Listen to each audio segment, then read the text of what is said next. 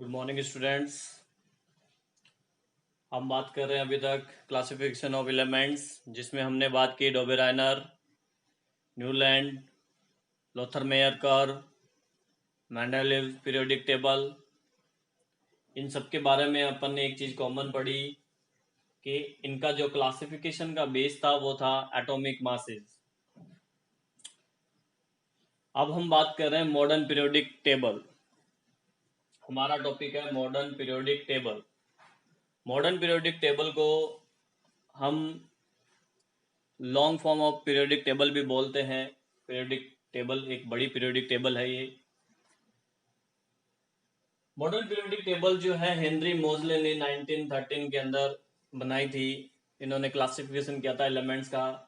1913 तक आते आते काफी सारे एलिमेंट्स डिस्कवर हो चुके थे, काफी सारे तत्वों की खोज हो चुकी थी।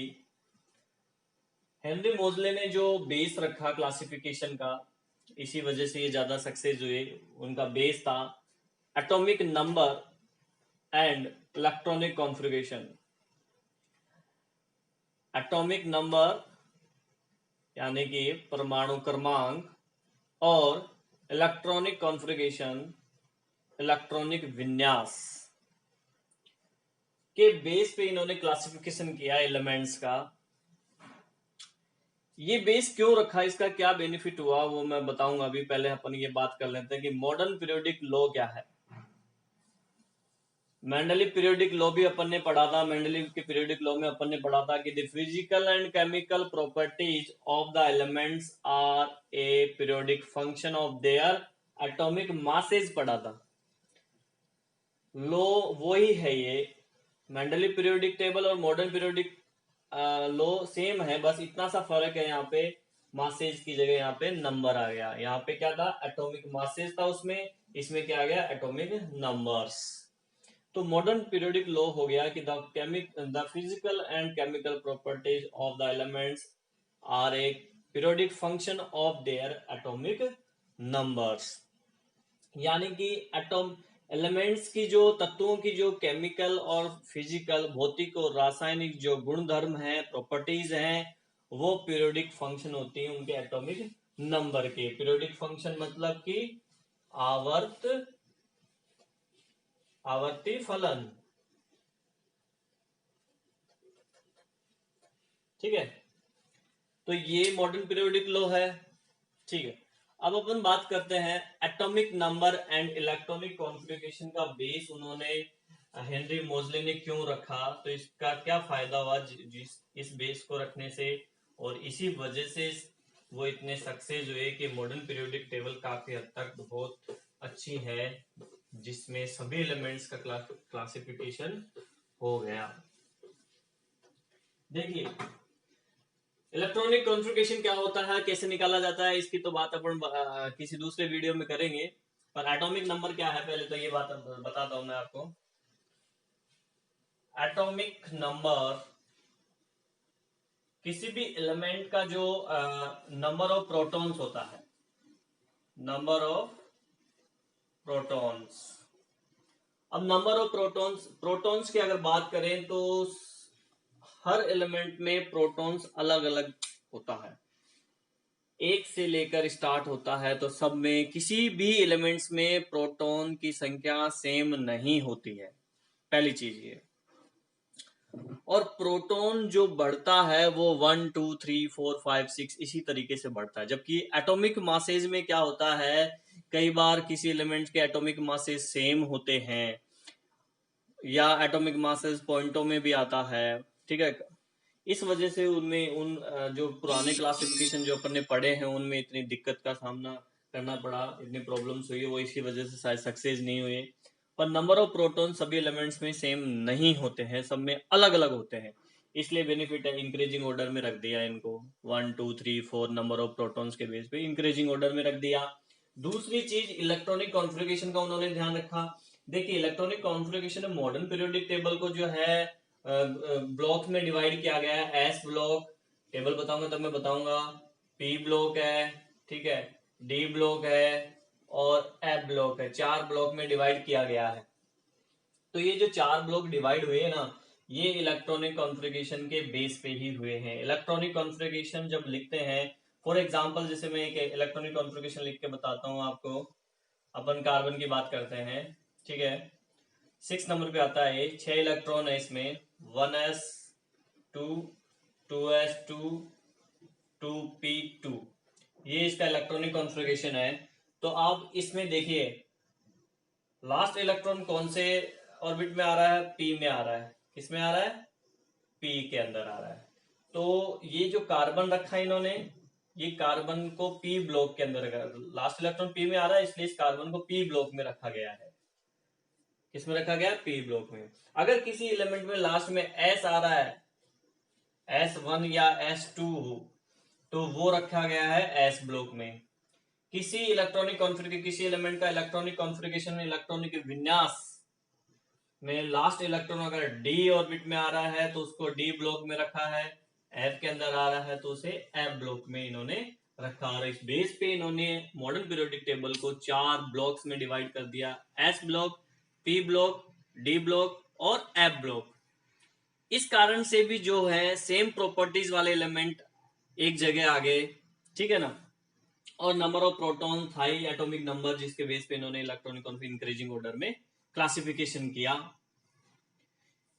फायदा ये हुआ कि इससे जो ग्रुप वाइज बने, ग्रुप बने, ब्लॉक बने, उनकी प्रॉपर्टीज इजीली स्टडी की जा सकती हैं। कम टाइम में ज्यादा से ज्यादा एलिमेंट की स्टडी की जा सकती है, क्योंकि ऐसा करने से समान प्रॉपर्टी वाले, समान गुणधर्म वाले, सेम प्रॉपर्टी वाले एलिमेंट्स एक जगह आ गए। तो ये बेनिफिट हुआ इनको, एटॉमिक नंबर और इलेक्ट्रॉनिक कॉन्फ़िगरेशन का बेस लेने का फायदा ये हुआ, जिससे कि एक अच्छी मॉडर्न पीरियोडिक टेबल बनी, जिससे सभी एलिमेंट्स का क्लासिफिकेशन हो गया। चलो आइए बात करते हैं कि मॉडर्न पीरियोडिक टेबल कैसी है, क्या क्या फीचर्स हैं उसके। स्टूडेंट्स, आपको जो पिक्चर में नजर आ रहा है ये है मॉडर्न पीरियोडिक टेबल। इसको long form of the periodic table भी बोलते हैं। अगर बात करें इसमें तो यहाँ पे देखिए मॉडर्न जो पीरियोडिक टेबल है उसको 18 ग्रुप्स में डिवाइड किया गया है। ये ग्रुप्स हैं, देखो 1 2 3 4 5 6 7 8 9 10 11 12 13 14 15 16 17 18, ये 18 ग्रुप्स हैं। और मॉडर्न पीरियोडिक टेबल के अंदर 7 पीरियड्स हैं, 7 आवर्त हैं, 1 2 3 4 5 6 7। जैसा कि मैंने आपसे कहा कि मॉडर्न पीरियोडिक टेबल को 4 ब्लॉक्स में डिवाइड किया गया है।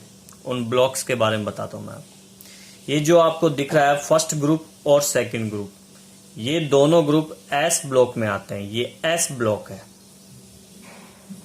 इधर आपको जो दिख रहा है 13 से लेकर 18 तक, 13 14 15 16 17 और 18, ये ग्रुप्स आते हैं पी ब्लॉक में। ये आते हैं पी ब्लॉक में। पी ब्लॉक का इलेक्ट्रॉनिक कॉन्फ़िगरेशन देखिए, जनरल इलेक्ट्रॉनिक कॉन्फ़िगरेशन लिखा हुआ है NS2P 1 से 6, यानी 1 से 6 इलेक्ट्रॉन भरे जा सकते हैं पी के अंदर। इसमें होगा P1 P2 P3 P4 P5 P6, ठीक है ना। ऐसे ही general electronic configuration S block का NS12, इसमें S1, इसमें S2। ये यहां से 3 से लेकर 12 तक जो आपको ग्रुप दिख रहा है ये है डी ब्लॉक। 3 4 5 6 7 8 9 10 11 12, इस टोटल इसके अंदर 10 ग्रुप हैं। ये 3 से 12 तक ये डी ब्लॉक है। डी ब्लॉक एन, इसका जनरल इलेक्ट्रॉनिक कॉन्फ़िगरेशन होता है N-1 डी 1 से 10 NS 1 to 2। नीचे यहां पे अलग से आपको दे रखा है ये एफ ब्लॉक है। ये क्या है, F block, general electronic configuration लिखा हुआ है ये, ठीक है। अब इन ग्रुप्स की अगर अपन बात करें तो देखिए ये जो फर्स्ट ग्रुप है, फर्स्ट ग्रुप में यहाँ पे वैसे हाइड्रोजन नजर आ रहा है, लेकिन इस फर्स्ट ग्रुप के जो मेंबर्स हैं वो lithium, sodium, potassium, rubidium, caesium और फ्रेंशियम मेटल्स हैं ये। इन मेटल्स को बोलते हैं एल्काई मेटल्स। एल्काई मेटल्स मतलब क्षारीय धातुएं। ये सेकंड ग्रुप है। क्षारीय धातु क्यों बोलते हैं मैं ये भी बता देता हूं आपको। एल्काइल मेटल्स क्यों बोलते हैं इनको, क्योंकि ये एल्काइल प्रॉपर्टी की होती हैं, क्षारीय गुणधर्म शो करती हैं, ये बेसिक नेचर की होती हैं। इनके जो ऑक्साइड होते हैं ऑक्सीजन के साथ में रिएक्ट करके ये ऑक्साइड बनाते हैं, वो ऑक्साइड बेसिक नेचर के होते हैं, एल्कलाइन नेचर के होते हैं, इसलिए इनको एल्काई मेटल्स बोला गया है, यानी क्षारीय धातुएं। सेकंड ग्रुप देखो, सेकंड ग्रुप में आती हैं beryllium, magnesium, calcium, strontium, barium और रेडियम। इस ग्रुप की मेटल्स को बोलते हैं alkaline earth metals. Alkaline earth metals इसलिए बोला गया है क्योंकि इसकी जो मेटल्स हैं वो इनके जो ऑक्साइड बनते हैं, मेटल्स के ऑक्साइड, मेटेलिक ऑक्साइड, और जनरली ये वाटर के साथ में रिएक्ट करके बेस भी बनाती हैं। तो एक तो इनके जो ऑक्साइड हैं वो बेसिक नेचर के होते हैं, इसलिए एल्कलाइन हो गया। और ये ऑक्साइड जो है अर्थ क्रस्ट में मिलते हैं, ठीक है। मिट्टी का जो ऊपरी पार्ट है, ऊपर वाला जो पार्ट है ऊपरी, लगभग 1 से 2 किलोमीटर का एरिया, ठीक है ना, नीचे सतह से, उसके अंदर इसके ऑक्साइड मिलते हैं जिनका नेचर होता है एल्कलाइन। इसी वजह से इसको एल्कलाइन अर्थ मेटल्स बोला गया है, यानी कि क्षारीय मृदा धातुएं। डी ब्लॉक में आपको देखिए, डी ब्लॉक में लिखा हुआ है यहाँ पे transition elements. Transition elements, transition element की अगर बात करें तो ये ट्रांजिशन एलिमेंट इसलिए कहलाते हैं कि इसमें जो लास्ट इलेक्ट्रॉन आता है सेल के अंदर वो अंदर की तरफ आता है डी के अंदर। देखिए यहाँ पे आप देख सकते हैं, इसमें अगर आप देखोगे 3d10 और 4s1 लिखा हुआ है, तो लास्ट तो क्या लिखा हुआ है, 4s1 लिखा हुआ है, लिखा हुआ तो 4s लास्ट में, और उससे पहले क्या लिखा हुआ है, डी लिखा हुआ है 3d। तो जो इलेक्ट्रॉन आता है ना लास्ट, वो आता है इसमें अंदर की तरफ। वैसे तो ये आउटर साइड का सेल है, लेकिन अंदर वाले सेल में आता है, इसमें इस ऑर्बिट में आता है डी के अंदर लास्ट इलेक्ट्रॉन। इसलिए इनको ट्रांजिशन एलिमेंट यानी कि संक्रमण तत्व कहते हैं। हिंदी मीडियम वाले क्या बोलेंगे, संक्रमण तत्व। आई बात समझ में, पहली चीज। और दूसरी चीज ये कि इनका जो डी ऑर्बिटल है, ये डी ऑर्बिटल खाली रहता है। यहां तक अगर बात करें अपन 11 तक, तो इसका जो इनर जो ऑर्बिटल्स हैं, आंतरिक जो कक्षक हैं, वो खाली रहते हैं, पूरे भरे हुए नहीं रहते। यहाँ पे आप देख सकते हो डी में 6 इलेक्ट्रॉन है, यहाँ पे 8 है, यहाँ पे डी में 10 है, लेकिन यहाँ पे एस में 1 ही है, तो S2 भी नहीं हुआ ना। कंप्लीट कब होता, जब S2 होता। तो 3 से लेकर 11 तक ऐसा ही है। ग्रुप नंबर 3 से ग्रुप नंबर 11 तक क्या है, इनर जो ऑर्बिटल्स हैं वो खाली रह जाते हैं। आउटर सेल भी क्या है, इसमें खाली है S1, जिसकी वजह से इनको ट्रांजिशन एलिमेंट बोला गया है। ध्यान रखना, ट्रांजिशन एलिमेंट में ग्रुप नंबर 12 नहीं आता है। क्यों नहीं आता है, क्योंकि इसके कंप्लीट, इसके जो देखिए D10 और S2 कंप्लीट भर गया है, इलेक्ट्रॉन्स कंप्लीट हैं इसमें भी कंप्लीट है। जिंक, कैडमियम, मरकरी और अनबियम, ठीक है, इनमें कंप्लीट फुल इलेक्ट्रॉन भरे हुए हैं, इसलिए ये ट्रांजिशन एलिमेंट्स नहीं कहलाते। पूछ लेते हैं कई बार क्वेश्चन, यही कहलाते हैं 3 से लेकर 11 तक के। चलो नेक्स्ट बढ़ते हैं, पी ब्लॉक में बात करते हैं। इस तरफ से चलते हैं। 18 ग्रुप को नोबल गैसेस बोलते हैं। इसमें आपके आते हैं helium, neon, argon, krypton, xenon, radon. ये नोबल गैसेज है, नॉन रिएक्टिव है, कंप्लीट इलेक्ट्रॉन भरे हुए हैं। 17 ग्रुप हैलोजन्स है, 17 ग्रुप नंबर 17 हैलोजन्स है। ये फ्लोरीन, क्लोरीन, ब्रोमीन, आयोडीन, ये हैलोजन है। हैलोजन क्यों बोलते हैं इनको? देखिए हैलोजन जो है इसलिए बोला जाता है क्योंकि ये एक ग्रीक वर्ड है, और ग्रीक लैंग्वेज में हैलोजन का मतलब होता है सॉल्ट यानी लवण। और इस ग्रुप की जो नॉन मेटल्स हैं, ये क्लोरीन, ब्रोमीन, आयोडीन, फ्लोरीन, ये फर्स्ट ग्रुप की जो एल्काइल मेटल है, और second group alkaline earth metal है, क्षार धातु और क्षार मृदा धातुओं के साथ रिएक्ट करके सॉल्ट फॉर्म करती हैं, सॉल्ट बनाती हैं, लवण बनाती हैं। इसी वजह से ग्रीक वर्ड हैलोजन यानी लवण यानी सॉल्ट होता है, इसलिए इनका नाम पड़ गया हैलोजन फैमिली, हैलोजन ग्रुप हो गया ये। 16 ग्रुप देखिए, ग्रुप नंबर 16 के अंदर आपको दिख रहे हैं ये oxygen, sulphur, selenium, tellurium, polonium, oxygen family है ये, और फर्स्ट मेंबर ऑक्सीजन इसलिए ऑक्सीजन फैमिली बोलते हैं इसको।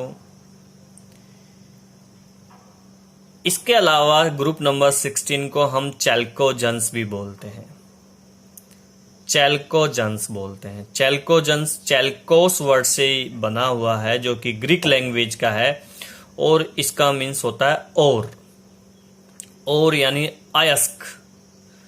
इस ग्रुप के जनरली ऑक्सीजन और सल्फर जो हैं, जो मेटल्स जो होती हैं, इनके ऑरिज बनाते हैं और बनाते हैं, अयस्क बनाते हैं। जनरली इन्हीं के अयस्क पाए जाते हैं। अयस्क सुना होगा ना अपने माइंस में से खोद के जो निकालते हैं, जिससे फिर मेटल्स को अलग करते हैं, प्यूरिफाई करते हैं मेटल वगैरह, नॉन मेटल वगैरह को। तो वो जो अयस्क, वो जो ओरिज बना हुआ है, वो और इसी का बना हुआ होता है जनरली, इसलिए इनको चैल्कोजन्स बोलते हैं। ग्रुप नंबर 15 की बात करें, nitrogen, phosphorus, arsenic, antimony, bismuth, nitrogen family है, फर्स्ट मेंबर नाइट्रोजन इसलिए नाइट्रोजन फैमिली। इनको निकोजन्स बोलते हैं। निकोजन्स भी एक ग्रीक वर्ड है जिसका मतलब होता है दम घुटना। और नाइट्रोजन गैस की अगर डेंसिटी ज्यादा होती है, फास्फोरस की डेंसिटी ज्यादा होती है, तो क्या होता है कि वहां पे दम घुटने लगता है हमारा, तो दम घोटू, ठीक है ना। इसी वजह से निकोजन्स बोलते हैं इसको। अब बात करते हैं, यहां पे आप एक स्टीयर सिड्डी नुमा संरचना आप देख रहे हो, ये रेड कलर में मैंने लाइन खींच रखी है इस पे ऊपर, ये दिख रही होगी आपको यहां से, ठीक है। दिखा आपको boron, silicon, germanium, arsenic, antimony, tellurium, polonium, एस्टेटिन, ये क्या है? ये मेटलॉइड्स हैं। मेटलॉइड्स मतलब उपधातुएं, यानी इनके अंदर मेटल्स और नॉन मेटल्स, ये जो सिड्डी बनी हुई है, इस सिड्डी से इस तरफ नॉन मेटल्स हैं और इस तरफ सब क्या है? मेटल्स हैं। तो इन सिड्डी में जो आने वाले अभी मैंने जो नाम बोले वो मेटलॉइड्स उपधातु हैं, यानी इसके अंदर मेटल्स और नॉन मेटल्स दोनों की प्रॉपर्टी होती है। हालांकि उसका परसेंटेज अलग अलग हो सकता है, मैं ये नहीं कह रहा कि 50% मेटल और 50% नॉन मेटल्स की प्रॉपर्टी है, पर दोनों की प्रॉपर्टी होती है, इसलिए इनको मेटलॉइड्स बोलते हैं, यानी उपधातुएं बोलते हैं। आगे बात समझ में, आप इसको लर्न करने का तरीका देख सकते हैं। अब ट्रिक बना लेना कोई, या इस पूरी पीरियोडिक टेबल को लर्न करने की ट्रिक मैं आपको बता दूंगा, ठीक है स्टूडेंट। चलो, ये जो ग्रीन है यहाँ पे, ये जो लाइन ग्रीन कलर में आपको मेटल्स जो शो हो रही है, इनको अदर मेटल्स बोल सकते हैं, ठीक है। ये अलग अलग कलर में पूरा बता रखा है, जो यहाँ पे लिखा हुआ भी है, देखो ब्लू कलर एल्कलाई मेटल्स है, ये थोड़ा हल्का ग्रीन एल्कलाइन अर्थ मेटल्स है, ये है ट्रांजिशन एलिमेंट, नॉन मेटल्स हैं येलो कलर में, नोबल गैसेज हैं, ठीक है। चलो अब नीचे बढ़ते हैं।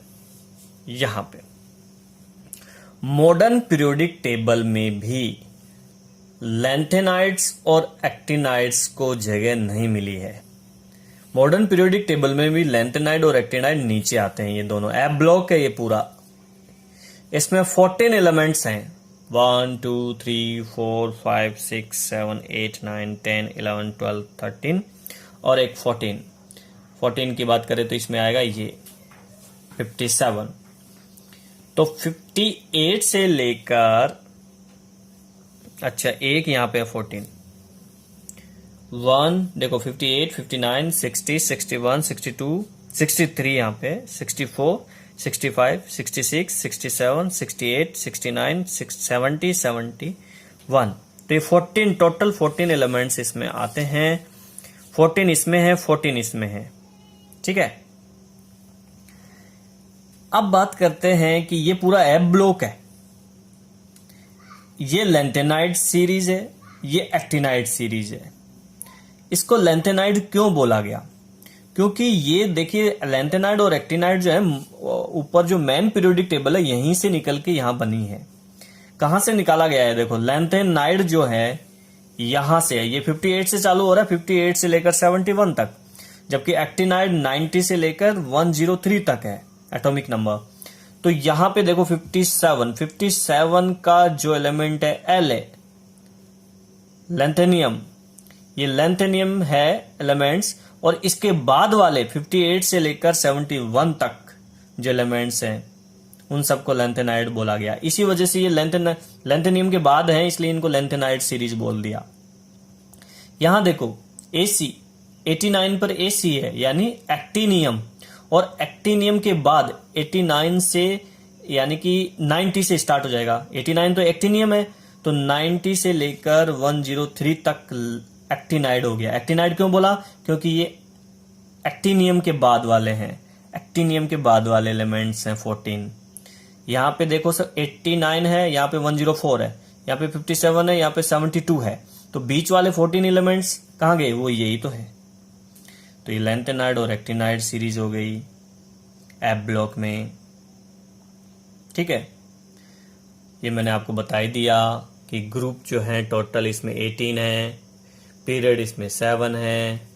फर्स्ट पीरियड जो है उसका electronic conference 1s, second period का 2s 2p, थर्ड का 3s 3p, 4 का 4s 3d 4p, क्योंकि अब d भी आ गया इसमें, ये d आ गया, यहाँ d नहीं था। 5 का 5s 4d 5p, 6 का 6s 4f 5d 6p, 7 का 7s 5f 6d 7p, ठीक है। तो ये मॉडर्न पीरियोडिक टेबल है, ये मॉडर्न पीरियोडिक टेबल है टोटल, जिसको हम long form of the periodic table भी बोलते हैं। चलो अब इस पीरियोडिक टेबल में हम ड्रॉबैक्स की बात करते हैं कि इसमें कौन कौन से ड्रॉबैक्स हैं। मॉडर्न पीरियोडिक टेबल में ड्रॉबैक्स क्या क्या है? तो फर्स्ट ड्रॉबैक्स तो ये है, यहां देखो आप, नोबल गैस में जो फर्स्ट एलिमेंट है He 1s2, हीलियम नाम है इसका, ठीक है। इस P ब्लॉक के अंदर जितने भी एलिमेंट आपको नजर आ रहे हैं उनमें आउटर सेल जो है, आउटर ऑर्बिटल क्या है? P है, सब में P है। देखो इस नोबल गैस में देख लो P6 P6 P6 P6 P6 P6। तो इलेक्ट्रॉनिक कॉन्फ़िगरेशन के बेस पे जो ये 1s2 है, तो 1s2 के हिसाब से ये आना चाहिए S ब्लॉक में, यहां पे कहा आना चाहिए? S ब्लॉक में, यहां पे ग्रुप नंबर सेकंड में, पर ये यहां नहीं है क्योंकि ये नोबल गैस है, इसलिए इसको ग्रुप नंबर 18 में रखा गया है। तो इलेक्ट्रॉनिक कॉन्फ़िगरेशन का जो हिसाब है वो यहां नहीं बैठा, पर नोबल गैस की प्रॉपर्टीज होने के कारण ये 18 ग्रुप में रखा हुआ है। तो एक फर्स्ट ड्रॉबैक ये हो गया, ठीक है। सेकंड, ये हाइड्रोजन, ये आज भी ड्रॉबैक है, मॉडर्न पीरियोडिक टेबल में भी ये हाइड्रोजन ड्रॉबैक है। देखिए ये हाइड्रोजन की properties alkaline earth, alkali metal से भी मैच होती हैं और ग्रुप नंबर 17 से भी ये मैच करता है। नॉन मेटल है ये हाइड्रोजन, पर मेटल्स के साथ में रखा हुआ है, ठीक है ना। कुछ लोग इसको यहाँ बीच में रख देते हैं, कुछ लोग इस तरफ रख देते हैं, कुछ लोग इस तरफ रख देते हैं। इस टेबल में यहाँ रखा हुआ है, तो इसकी प्रॉपर्टी फिक्स, इसकी पोजीशन फिक्स नहीं है मॉडर्न पीरियोडिक टेबल में भी। तीसरा ड्रॉबैक ये है कि लैंथेनाइड और एक्टिनाइड यानी ये एफ ब्लॉक, इसको भी मैन पीरियोडिक टेबल में जगह नहीं मिली है, ये नीचे अलग से रखा हुआ है। तो एक ड्रॉबैक ये हो गया, ठीक है। चौथा ड्रॉबैक की बात करें, फोर्थ ड्रॉबैक है हमारा कॉपर। देखिए यहां पे है ग्रुप नंबर 11 कॉपर, और ग्रुप नंबर 12 में यहां देखिए क्या है, मरकरी Hg। कॉपर और मरकरी दोनों की जो प्रॉपर्टीज हैं लगभग सेम होती हैं, उसके बावजूद भी ये दोनों अलग ग्रुप में रखे हुए हैं। ये ड्रॉबैक आपको मेंडलीव पीरियोडिक टेबल का भी था और ये मॉडर्न पीरियोडिक टेबल का भी है। कॉपर 11 नंबर में है, 11 नंबर के ग्रुप में है, जबकि मरकरी 12 नंबर के ग्रुप में है। दोनों का ग्रुप अलग है, जबकि प्रॉपर्टी सेम है, ग्रुप एक होना चाहिए। तो ये कुछ ड्रॉबैक्स हैं। बाकी मॉडर्न पीरियोडिक टेबल से हम सभी एलिमेंट्स की स्टडी कर सकते हैं। 118 एलिमेंट्स डिस्कवर हो चुके हैं, ठीक है। यहाँ पे आप देख सकते हो, यहाँ पे अभी पहले जो नाम है सब थोड़े अलग हैं, और यहाँ पे देखिए 100 के बाद वाले जो नाम है जनरली वो कुछ अलग से नजर आते हैं आपको, अन करके, अन नील करके, इस टाइप से, ठीक है। तो इनका क्या लॉजिक है हम किसी अगले पार्ट में बात करेंगे। IUPAC नेम देंगे इनको, ठीक है, क्यों देना पड़ा और क्या रूल्स है IUPAC नेम देने के, तो वो बात करेंगे। पर मॉडर्न पीरियोडिक टेबल यहीं पे क्लोज करते हैं।